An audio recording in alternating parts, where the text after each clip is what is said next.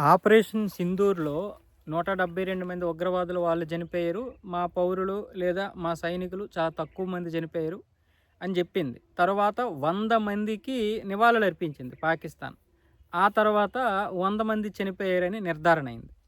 ఆ తర్వాత ఏవేవో అబద్ధాలు జెప్పారు.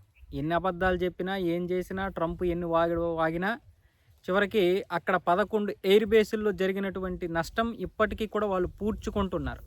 ఆ శాటిలైట్ చిత్రాలు కూడా అవే చూపిస్తున్నాయి. కొన్నిటికి శాటిలైట్ చిత్రాలకి దొరకకుండా ఒక గ్రీన్ మేటతో చాలా పెద్దగా క్లోజ్ చేసింది పాకిస్తాన్. అయినా సరే అవన్నీ దొరికిపోయి పక్కన పెడితే ఇప్పుడు మళ్ళీ 600 మంది సైనికులకి నివాళులు అర్పించింది పాకిస్తాన్. మరి ఇక్కడ 600 మంది సైనికులకి నివాళులు అర్పించిందంటే మరి అంతమందితో ఎప్పుడు యుద్ధం చేసింది? ఈ మధ్య వచ్చినటువంటి యుద్ధం ఆపరేషన్ సింధూర్ తర్వాత ఆఫ్ఘనిస్తాన్‌తో మాత్రమే యుద్ధం చేసింది. యుద్ధం అంటే దాడులు చేసుకున్నారు.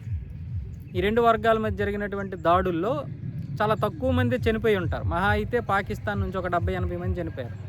అలాగే లిబరేషన్ ఆర్మీ, ఈ బలోచిస్తాన్ లిబరేషన్ ఆర్మీ ఉంది కదా! ఈ బలోచిస్తాన్ లిబరేషన్ ఆర్మీ ఏమొచ్చేసి ఒక దాడులు చేసింది. బాగానే దాడులు చేసింది. ఇక్కడ కూడా ఒక 100-200 మంది చనిపోయి ఉంటారు. అయితే మొత్తం మీద ఈ ఇక్కడ ఎక్కువ పౌరులు చనిపోయారు కదా! మరి ఈ ఆపరేషన్ సింధూర్ తర్వాత యుద్ధం చేయలేదు.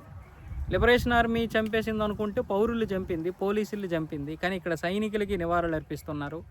అక్కడ ఆఫ్ఘనిస్తాన్ మీద మాత్రం పోలీసులు సైనికుల మీద ఆఫ్ఘనిస్తాన్ దాడి చేసింది, చనిపోయారు. కానీ అంతమంది చనిపోలేదు కాబట్టి బహుశా ఆపరేషన్ సింధూర్‌లో కావచ్చు, లేదనుకుంటే ఆపరేషన్ సింధూరు ఈ ఆఫ్ఘనిస్తాన్ చేసినటువంటి దాడులు, అలాగే బలూచిస్తాన్ లిబరేషన్ చేసినటువంటి దాడుల్లో మొత్తం కలిపి 600 మంది ఈ పాకిస్తాన్ సైనికులు చనిపోయినట్లుగా ఇప్పుడైతే అంతర్జాతీయంగా కొన్ని న్యూస్ అయితే వస్తోంది.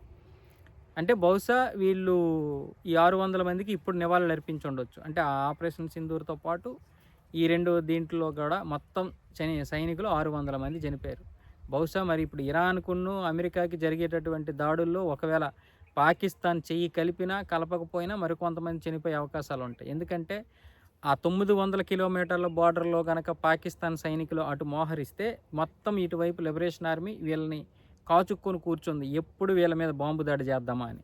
ఇందుకే పాకిస్తాన్ కూడా అటువైపు సైనికులందరూ అటువైపు వెళ్ళిపోతే ఇప్పుడు ఖచ్చితంగా ఇటు దాడి జరిగే అవకాశాలుంటాయి. ఒకవేళ ఇటు కూడా వచ్చేస్తే అటు భారత్ వైపు జనాలు తగ్గిపోయే అవకాశాలుంటది సైన్యం. ఇలా తికమక పడుతుంది పాకిస్తాన్.